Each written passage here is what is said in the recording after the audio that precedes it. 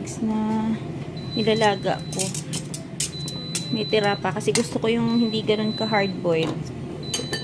Ayan. Tapos, nag-air fry po ako ng saging. Ito yung frozen na saba. Kasi gusto ko yung hindi siya, hindi siya lasang nilaga talaga. So, ayan. In-air fry ko.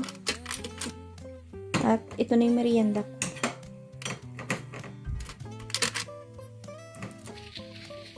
So, yan na yung ating merienda, mga ka-viewers. Off ko na rin ito. Ito mamaya baka gusto ni Dad din. Ayan o. Saktong luto lang. Hindi siya ganun ka hard-boiled talaga. Asin. Lagyan natin ng konting asin.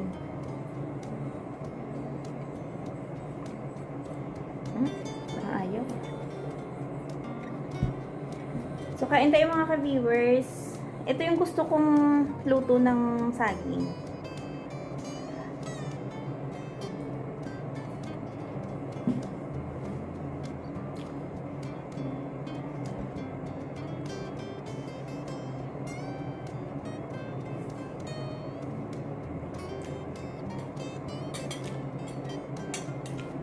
Si Denise kumakain ng apple.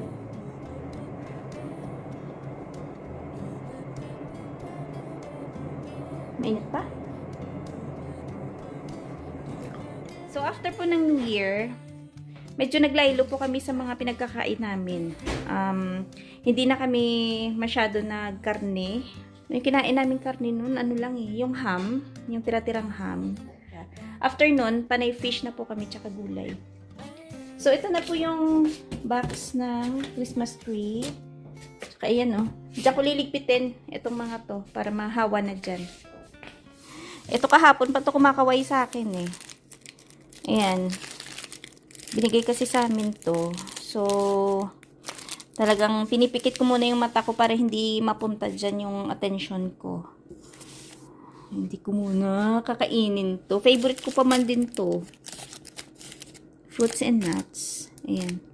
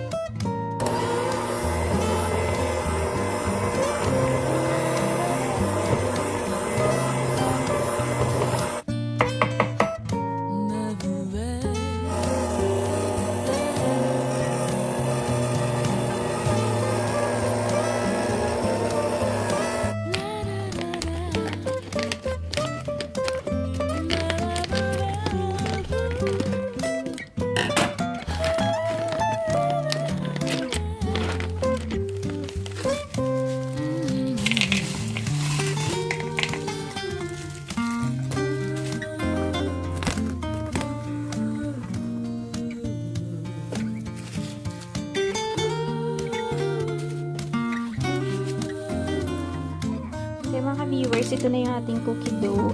Ayan, galing po siya sa freezer. Bale, finreeze ko siya ng mga 45 minutes. So, scoop na natin siya at i-bake ng 10 to 12 minutes sa 350 degrees Fahrenheit na preheated oven.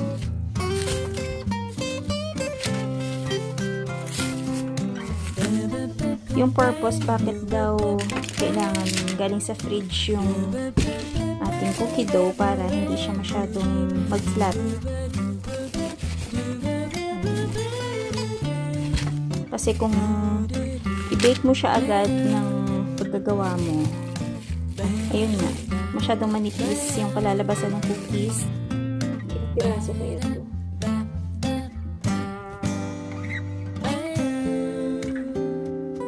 Gusto mo medyo malalaki, Beng?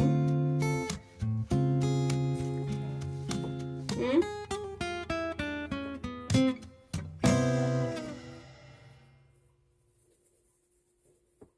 Pwede na siguro to. Yan.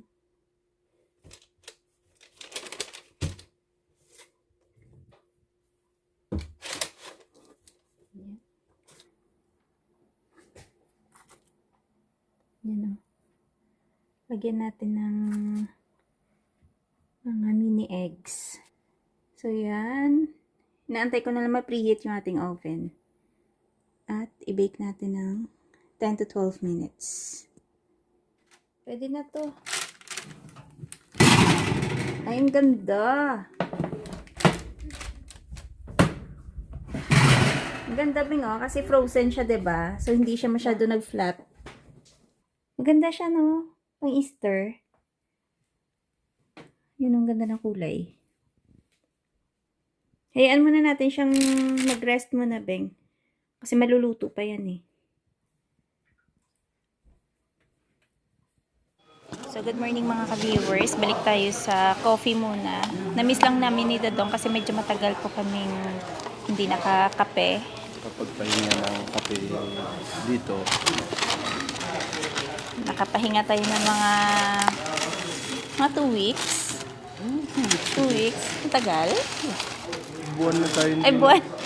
Ang bilis kasi dumaan yung Christmas, diba? Tapos New Year. So, medyo matagal po kaming hindi nakadaan dito. At dahil off nga, kape muna tayo. Tapos habang nasa bahay po kami, yung kape po namin is walang sugar. So, kahit papano, nakabawas tayo ng sugar sa katawan. Tsaka nag-less na rin po kami ng mga kinakain namin. More on Yan, New Year fish. resolution mo yun. Baka sa ngayon lang yan. New Year's resolution daw. Hindi kasi 'di ba? New Year nga daw. So pag New Year daw at wala kang binago sa ginagawa mo, ibig sabihin parang another year lang, hindi New Year. Nasagap ko lang. Hindi totoo naman 'di ba? Happy tayo mga viewers. Pero ito, yung ginagawa natin balik sa dati. Pero hindi na to araw-araw. Dati kasi, Yung regular nga nila parang ano, matamis. Ang sabagay, black. matamis kasi black lang yung iniinom natin. May time na parang gusto ko ng matamis, nilalagyan ko ng honey. Ano lang, yung maliit na kutsara. Pampaano lang ba? Para malasahan mo lang yung kape na may may konting tamis. Maaga pa siguro, bakit parang wala pa mga tao? Baka busy yung mga tao.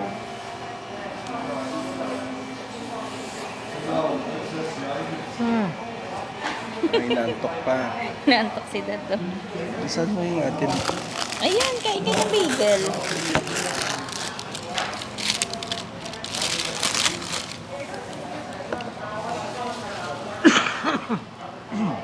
Naubo-ubo pa. Si Dadong kasi, parang ngayon lang medyo kumalma yung ubo mo, no? Mga 2 weeks ka rin pa na inubo, no? Pag nilalamigan talaga ako, parang hindi gumagaling yung Mahina kasi yung resistensya niya sa lamig. Kahit na naka-vitamins na po yan. Thankful pa rin. Kasi nakatagal tayo dito. Mm.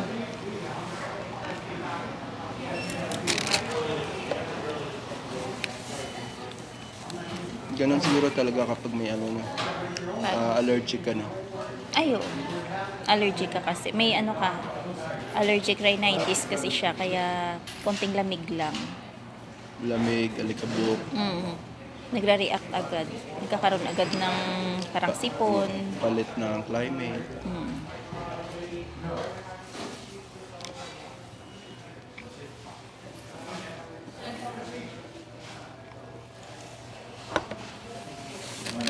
So, kaunti lang po yung mga tao dito ngayon sa coffee shop. Parang nakapanibago, no? Tsaka yung panahon ngayon, kung kailan nag-January, medyo gumanda. Bili tayo dito ng reeds ni Madam para sa clarinet niya. Kasi naubusan na daw siya ng stock.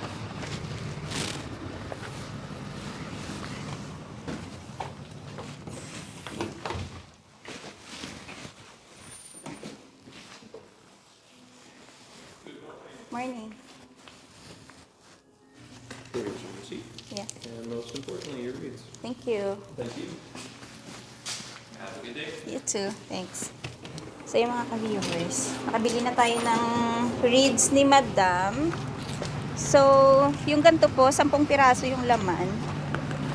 Bali, may ano kasi ito eh, may number siya. Nakaraan, iba yung nabili namin, pero tsinaga naman niya, naubos din. So, ito, number 3. Yung ganito, 10 piraso, 24. Kuha. $24. 27 plus tax. So, ayan. Matagal na din naman niya maubos yan eh. Kasi hindi naman yun isang gamitan lang. So, matutuwa na yan. So, dyan si Denise nag-rent nung una, ng kanyang clarinet. Yan, daan muna kami dito. Para sa itong sulat namin, papadala lang namin. Ano ba yan? Dapat ihulog dyan o dito na mismo sa loob? Sa loob na, no? Ano to eh? May mail lang po kami dito ng para sa insurance namin to.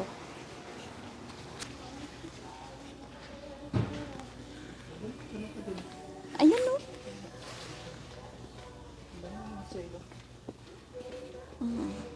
20%.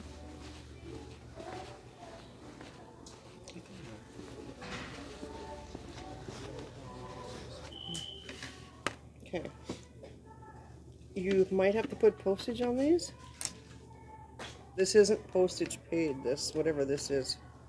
$1.75? Yeah. Yeah. Each, yeah. Yeah, sure. Yep. 51. 50. Ayan o, 5 cents. Just $5.50. Ayan. Not more about the penny part of it. Thank you. Thank you. Thank you. Napadala na natin yung ating mail. So, nagbayad lang kami ng postage na $1.75 each. So, mga 550, tatlo.